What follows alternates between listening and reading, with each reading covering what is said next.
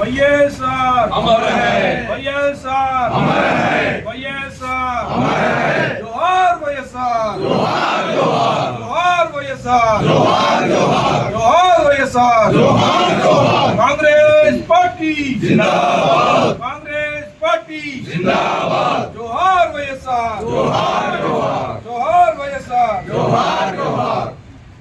వైఎస్ఆర్ अमर है, వైఎస్ఆర్ अमर है, जब तक सूरज चांद रहेगा వైఎస్ఆర్ काम रहेगा, వైఎస్ఆర్ अमर है, వైఎస్ఆర్ अमर है.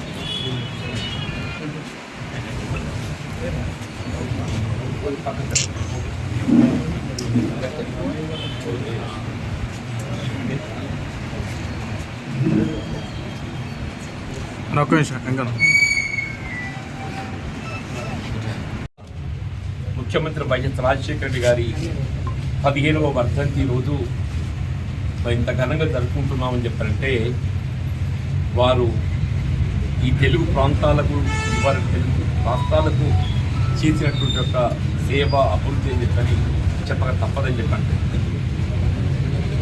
ఇందిరమ్మ రాజ్యం అంటేనే రాజశేఖర రెడ్డి గారి యొక్క పాలన అని చెప్పక తప్పదండి. అది ఏ రంగమన్నా కానివ్వండి.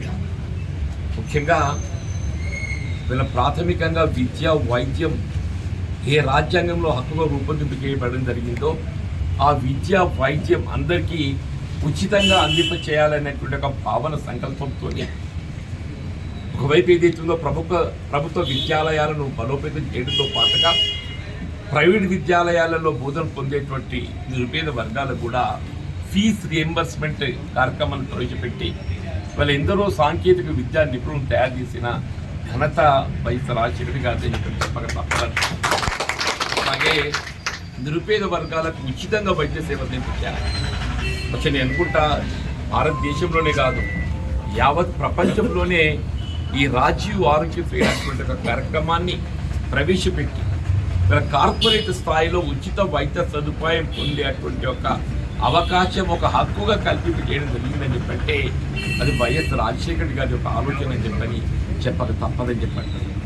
ఈ విధంగా విద్యా వైద్యం అనే కాకుండా రాష్ట్ర పురోభివృద్ధి కొరకు వృధా పోతున్నటువంటి సాగునీటి జలాలను మళ్ళీ చేసి ఇక్కడ తెలంగాణ ప్రాంతం అంటే ఏదైతుందో ఎగువ ప్రాంతం అటువంటి ఒక తెలంగాణ ప్రాంతాన్ని సస్యశ్యామలం చేయాలనేటువంటి ఒక భావనతోనే ప్రాణహిత చేవెళ్ళ ప్రాజెక్టు రూపొందించి చేసి అందులో భాగంగా ఆనాడే ఎల్లంపల్లి ప్రాజెక్టు నిర్మాణం చేయడం జరిగిందని చెప్పారు.